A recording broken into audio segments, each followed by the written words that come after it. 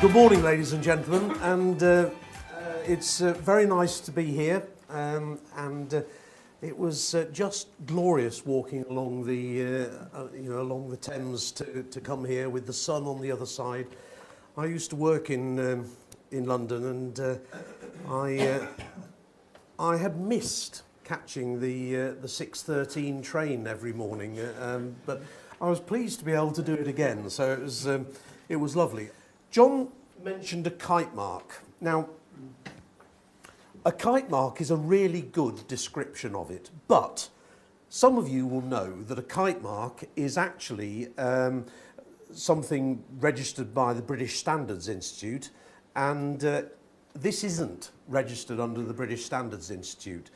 But the reason it's such a good description, and why John unashamedly keeps using the term, is because there can be several manufacturers that produce, for example, a 3-pin plug. They produce it to a British Standards kite mark. So you've got lots of different lots of different manufacturers all complying with the one standard. And that's why it's a really good example, because what I'm trying to say here is that this is a standard that's agreed and supported by the Amenity Forum, and it's not another assurance scheme. In the amenity sector, there are a lot of existing assurance schemes that operate at the moment. I know that Basis runs a couple, and there are others as well. This is not in competition with any of those schemes. Just like a kite mark, it is a standard that all the other schemes can meet. And that, I think, is important, because John has mentioned a number of times already today that he meets with government, he meets with government agencies, and he talks to them about the amenity sector. What he can now do is talk to them about this standard that everybody within the sector is hopefully going to be able to work towards. And so what we're trying to do is to create this standard as an umbrella, if you can imagine, that goes over all of the other schemes. Just like the red tractor in agriculture for food production, you know that there is assured beef and lamb, there's assured combinable crops, there are assured all sorts of different things, but they all come under the red tractor. And that's what we're hoping to do, to talk about this standard. We're still looking for a name for it. We haven't got a name yet. I'm referring to this as the National Amenity Sector Assurance Scheme, which is not a very snappy title, I'm afraid. But we'll come up with a better title. So that title is still to be developed. And by the time we launch this officially in the summer, we will have identified a title. The logo is a working logo for us. That may change. It may not, because we're showing so many people, it probably won't actually, but it might do. It's a working sort of idea. But the point is, the safe, healthy public spaces, which John has already referred to, that is not negotiable. That won't change. The logo above it might, but that's not the important thing.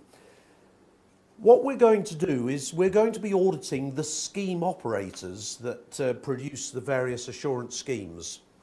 The important thing, if you're a contractor, is you won't have to pay any more. Okay, we're not introducing a new scheme that you will have to pay into. Okay. It's designed to be an industry benchmark. Okay. Now, I'm not going to talk about kite marks anymore, but it's this benchmark, okay, that we're producing. It's a basis for continuous improvement. It's designed really to assure any client who is issuing a tender for work that all of the processes for anybody who meets this standard are planned. And they're not going to have a rather random white van man who will turn up and just willy-nilly squirt a bit of jollop around and who knows what's going to happen.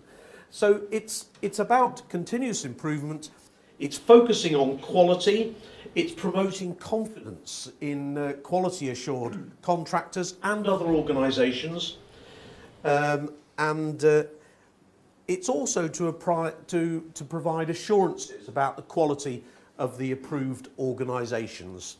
This is a rather rough and ready diagram, and it's to show it as this umbrella scheme. That's the idea. And what we've got is I've talked about the different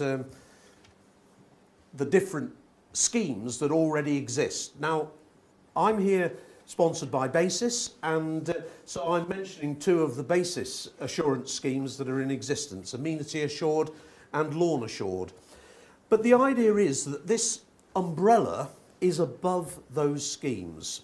We will audit, so the umbrella scheme, the standard, will audit the scheme operators.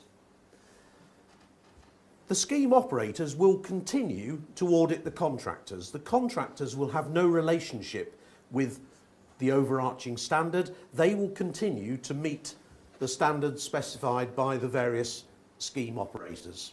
And that's quite an important element. What we don't want to do is introduce another layer of, well, we are introducing another layer, but we don't want to introduce another cost to the contractors, and I think that's quite an important element that we want to establish.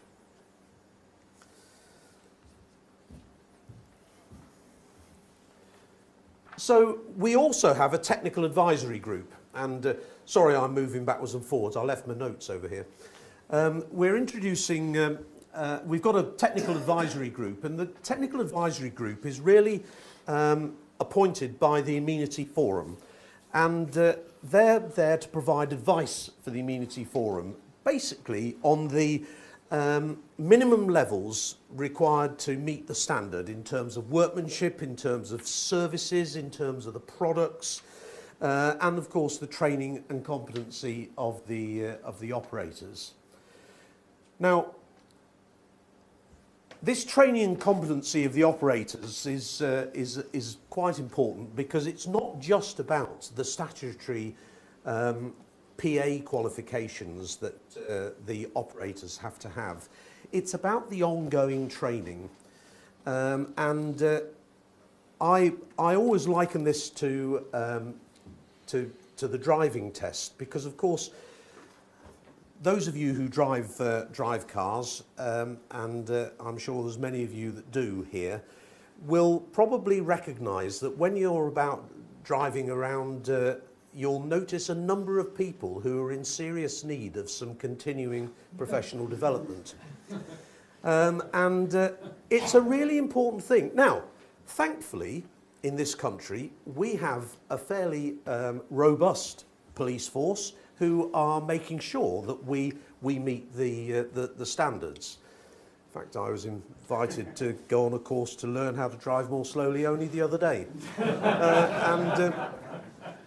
Because that is in existence. That's a really important element. Now, in the use of pesticides, we don't have the same resources available. Grant doesn't have the same resources. Now, the Health and Safety Executive used to have many more inspectors than they do now, and they used to be much more about the place. They don't have the same resources now, but we're under the same scrutiny. In fact, we're under even more scrutiny, and so this continuing professional development is going to be an important element of this new assurance standard.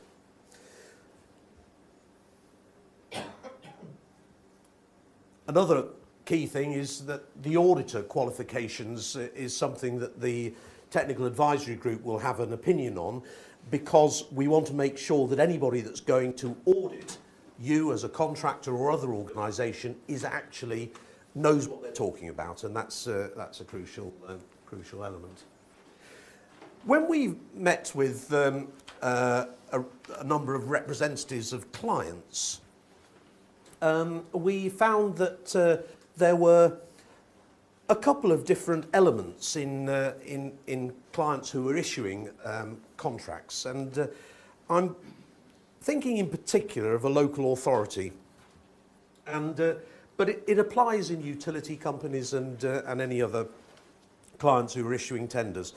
There is a technical department. Now the technical department, or they might be called something differently, but there is very often a technical department who specify the minimum standards that must go into that tender, and that the contractors must meet. They also set key performance indicators that everybody has to comply with, and that's important. Once they've set those minimum standards, then the procurement team are the people who actually do the recruiting, if you like, or the issuing of the tender. They sift through all the applications and they come up with all those that have met the tender, and then very often it's the most cost effective that they select. What we're being told is that clients are not able to actually go out, and the technical departments say everybody must have a PA certificate. They're not able to go out and check that once those people start their work, that every operator has a PA certificate. They're not able to do that. Some very large contracts, it is true that there is another layer that's put into this tender process, and there's a quality team who do check all the PA certificates, but by and large it isn't checked. So what they will value are people is an assurance scheme that does check that all contractors, all organisations who meet this standard actually do everything properly. So health and safety, pesticide applications, certification, ongoing training, basis compliance, and that way the minimum standard can be set as meeting this standard, and it covers all of those elements. And we've been told by the clients that they will value that very much.